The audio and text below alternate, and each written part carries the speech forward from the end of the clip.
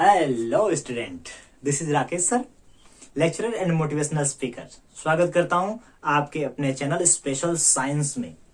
पिछली वीडियो में हम लोगों ने नर भाग मादा भाग जो पुष्प के थे उसको हम लोगों ने कंप्लीट कर लिया था। आज की टॉपिक में हम लोग दोहरा निषेचन पढ़ेंगे, है ना। अब ध्यान रखिएगा दोहरा निषेचन क्या होता है। इसी टॉपिक को क्लियर रखिएगा। 3 से 4 नंबर 5 नंबर के आसपास से टॉपिक आती है आपके सामने। दोहरा निषेचन, दोहरा का मतलब होता है 2 बार और निषेचन का मतलब होता है निषेचित होना।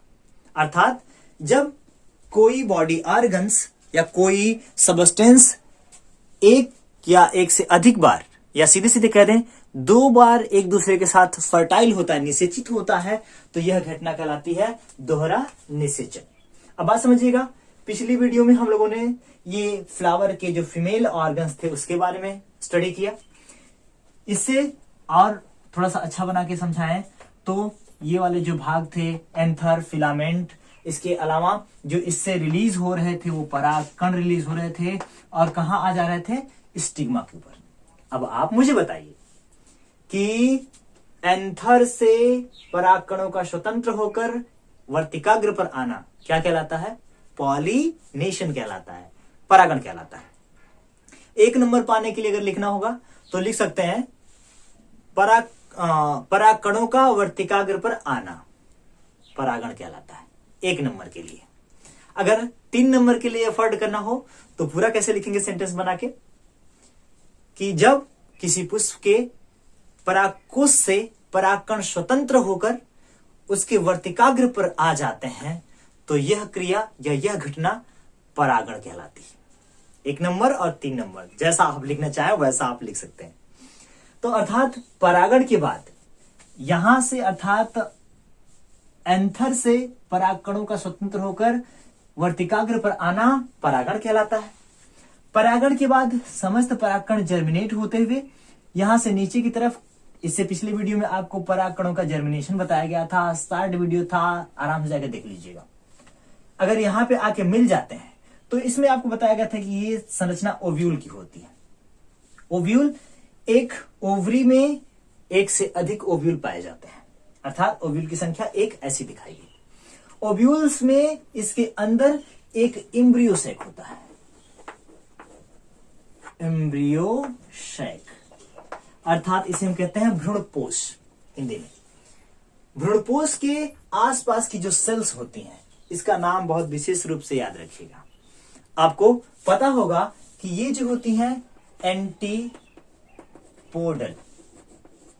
सेल होती हैं। एंटीपोडल सेल, ये जो सेल होती हैं ये पोलर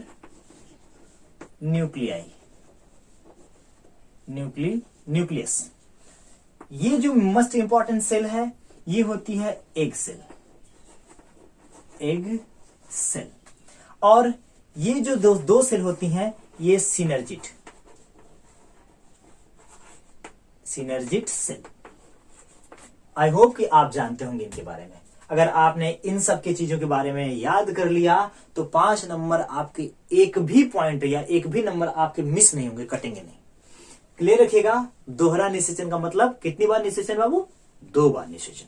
अब अगर हम एम्ब्रियो सैक की बात कर लें, अगर हम अपने इस एम्ब्रियो सैक की बात कर लें तो आप क्लियर रहिएगा कि सबसे ऊपर एंटीपोडल सेल 3, 2 पोलर न्यूक्लियाई और 1 एग सेल और 2 नीचे सिनर्जिट सेल, अर्थात 3, 4, 5, 6, 7, 8, 9 इतनी छोटे छोटे केंद्रक या कोशिकाएं इसके अंदर उपस्थित होती हैं। अब चूंकि दोहरा निषेचन स्पष्ट कर लीजिए, जब यहां से परागकण नीचे की तरफ स्टिग्मा, स्टाइल और ओवरी में आते हैं तो आपको बताया गया था कि परागकण को जर्मिनेट करने का प्रोसेस आपको ऐसे बताया गया था कि जब जर्मिनेट होता है नीचे की तरफ अपने ट्यूब को, पॉलिन ट्यूब को नीचे लेके आता है यहां तक मीट करने के लिए, तो उसके पास 2 मेल गैमेट्स होते हैं। कितने गैमेट्स होते हैं? 2 मेल गैमेट होते हैं और एक ट्यूब न्यूक्लियाई होता है। ट्यूब न्यूक्लियाई इनको सहारा प्रदान करता है, इनको सुरक्षा प्रदान करता है, या सीधे कह सकते हैं इसको न्यूट्रिशन प्रदान करता है, और इसका विशेष कोई कार्य नहीं होता है। लेकिन ये जो होते हैं दो मेल न्यूक्लियस या मेल गैमेट्स, ये दोनों आ करके, अगर मैं इसको यहां से दर्शा दूं, यहीं से दिखा देता हूं, यहां से आके इसमें अगर मीट करते हैं, मिल जाते हैं, तो जीवित रखने के लिए जो था ट्यूब न्यूक्लियाई किसको जीवित रख रहा था? दो मेल गैमेट्स को। इसको इंटर करने में मदद करता है। इंटर का प्रोसेस मैं यहां से आपको बता देता हूं। यही चीजें यहां बताई गई हैं, स्पष्ट रहिएगा। अगर कोई पॉलन ट्यूब इधर से आते हुए इंटर करती है, दो सिनर्जिट सेल को क्रॉस करते हुए ऊपर अपने ट्यूब को भेज देती है, ऊपर की तरफ, और उस ट्यूब में क्या होते हैं? दो नर युग्मक होते हैं, दो मेल गैमेट्स होते हैं। दोनों मेल गैमेट जो होते हैं, मैं यहां लिख देता हूं, मेल गैमेट। आप भी लिख लीजिएगा, थोड़ा सा शार्ट हो जा रहा है, स्पष्ट रखिएगा सारी चीजों को। ट्यूब न्यूक्लियाई जो नीचे की तरफ आता है, दो मेल गैमेट्स को लेके आता है और दोनों मेल गैमेट्स को यहां छोड़ देता है। अब एम्ब्रियो सैक में कितने मेल गैमेट्स? दो मेल गैमेट्स आ गए। अब दोनों मेल गैमेट्स में से एक मेल गैमेट्स एग सेल के पास आ जाता है और फर्टाइल हो जाता है, अर्थात मिलन कर लेता है। और मिलन करने की क्रिया आप जानते हैं क्या कहलाती है? निषेचन कहलाती है। एक निषेचन तो यहां हो गया, मैं इसको डार्क कर देता हूं। एक निषेचन एक मेल गैमेट से और एक निषेचन इस पोलर न्यूक्लियाई से। दो बार निषेचन होता है, अर्थात एक मेल गैमेट से पोलर न्यूक्लियाई से मीट करके 3n न्यूक्लियस का फॉर्मेशन करता है, और इधर एक मेल गैमेट्स सिनर्जिट सेल से मिलकर 2n न्यूक्लियस का फॉर्मेशन करती है। चूंकि यह प्रोसेस दो बार होता है, इसलिए हम इसे कहते हैं दोहरा निषेचन। नवास्चीन नामक वैज्ञानिक ने इस निषेचन की खोज की। इसके बारे में आप जानते होंगे 1898 में। 1898 में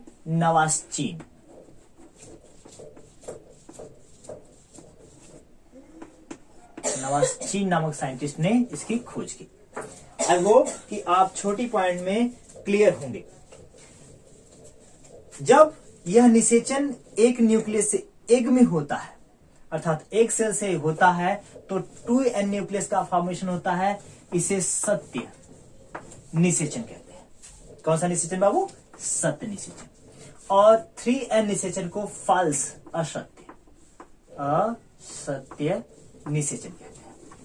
अर्थात इन दोनों घटना को मीट करते हुए इस टॉपिक का नाम रखा जाता है दोहरा निषेचन। आपको बताया गया कि सन 1898 में इसकी खोज हुई, और किस साइंटिस्ट ने इसकी खोज की? नवास्चीन नामक वैज्ञानिक ने इसकी खोज की। आप नवास्चीन कहीं कहीं आपको दिया है नवासीन नामक वैज्ञानिक ने। दोनों पॉइंट को क्लियर रखिएगा, चाहे नवासीन आ जाए चाहे नवासीन आ जाए, आप क्लियर रहिएगा कि इसी नाम के एक साइंटिस्ट ने 1898 में दोहरा निषेचन की खोज की। टॉपिक ये वाली एकदम क्लियर रखिएगा। अगर ये टॉपिक क्लियर हो गई तो बहुत अच्छे से एक्सप्रेस कर सकते हैं इन सभी पॉइंट्स को। एक एक एंटीपोलर सेल, इधर दो पोलर न्यूक्लियाई, एक सेल, सिनर्जिट सेल, ये सभी सेल्स आप कहेंगे कि सर एक तो सत्य केंद्रक बनता है, एक असत्य केंद्रक बनता है। इसके बनने के बाद ये सभी सेल्स जो ऊपर और नीचे वाली सेल्स हैं, दो सिनर्जिट सेल, एंटीपोडल सेल, वो कहां चली जाती है? वो धीरे धीरे पिघलते हुए न्यूट्रिशन फॉर्म में इन समस्त दो असत्य, एक असत्य केंद्रक और एक सत्य केंद्रक, इनको जीवित रखने में मदद करती है। आई होप कि ये टॉपिक आपको पूरी तरह से क्लियर हुई होगी दोहरा निषेचन। Thank you. जबरदस्त ढंग से लगे रहिए, बेस्ट परफॉर्मेंस करिए, एग्जाम के लिए एकदम प्रिपेयर रहिए। Thank you, best of luck.